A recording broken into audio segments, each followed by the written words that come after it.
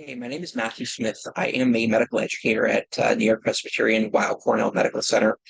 And today I want to tell you the story of how a broken mannequin actually made our simulations better. So let's get to it.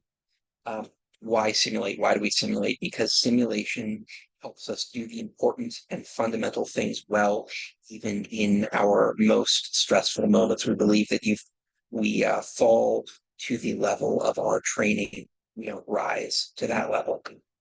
So, what makes a good simulation? We find that it's really three things.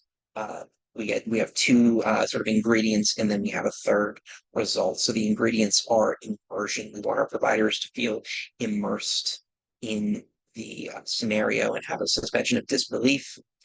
And then we want a scenario that challenges our providers, the boundaries of what they know, so that they can actually learn something from it.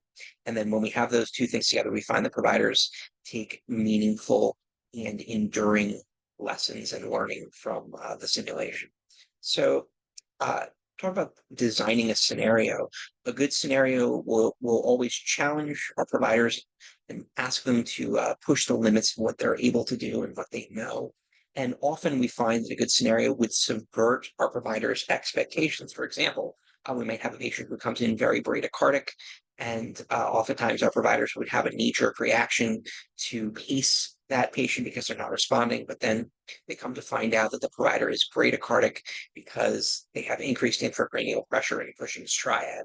So that's a great example of how we like to try to subvert our providers' expectations. And we find that the best scenarios elicit mistakes from our learners because when they make those mistakes with us, those mistakes tend not to get repeated with actual patients, and they tend to create very memorable experiences that our providers take something away from and learn something from. So, why do we care about immersion? Why is this important? Well, immersion gives us a more accurate response from our learners to the challenge that we give them in the scenario. And we also think that immersion makes that learning stickier by engaging the emotions and creating a visceral, physical reaction to what's going on. We think that immersion helps to create more durable memories of the lessons that we're hoping to get out of us. What do we do to make our scenarios immersive? Well, create a temporal and a spatial boundary with our scenarios. We have our providers step outside of the room as we set up, and we only bring them back in when we're ready to do the scenario, and we fully in character when they come back in the room.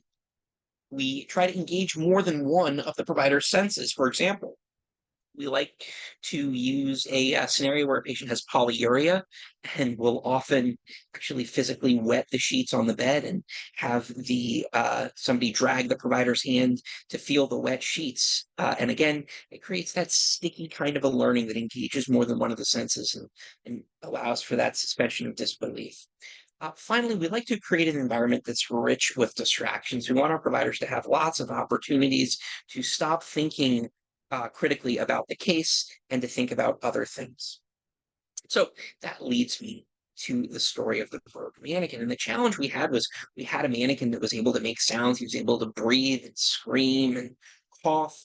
But one day we found that his speaker didn't work. And our eureka moment with that came once we realized that we could no longer use the built in library of sounds. We could actually create our own library and expand out. And we could actually use AI to help us do that. So if you want to do what we did, you'll need a Bluetooth speaker, a computer, or a phone. And if you really want to go all in, you can get a web server as well. Step one is to plan out the scenarios you want to do and consider the dialogue and the sounds that you need. You might consider using AI to help you write that dialogue. Step two is going to be actually recording the dialogue, and you can use a great program by 11 Labs called Speech Synthesis online that will allow you to actually create realistic sound clips of AI speaking the words in your dialogue. If you need sounds, of course, you can just find those anywhere on the internet. Step three is to create a system to call up those sounds during the case. We built this HTML front end that lives on my web server that allows me to very quickly and accurately uh, call up the sound that I need, but this could be as simple as just a folder in your Windows install.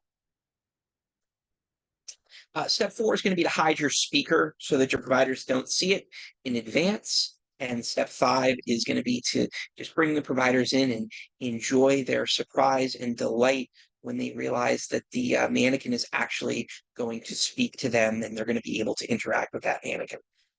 So where can we go with this? Well, one thing we like to do is give the patient a little tachypnea. And we find that that creates stress, creates a little bit of distraction and a challenge to communication at times. Something else that we like to do is vomiting. And this can be unexpected, distracting, and cause the person to lose focus. We also like to bring in sometimes some dialogue, maybe some extraneous dialogue, or not It's not really a extraneous. pain, it's just this funny feeling in my chest. And then finally, we like to bring in a little bit of humor. This can break the tension and help to remind our providers that they're in a safe place where it's okay to make mistakes. When do I get that Press Ganey survey? So where can we go with this? Well, you tell me. Again, my name is Matthew Smith, and you can reach me at matt@priorityleft.com. And I am really excited to hear what you thought of this talk and your ideas for where you can go with it and to see if you can actually use it in your sim center like we have in ours.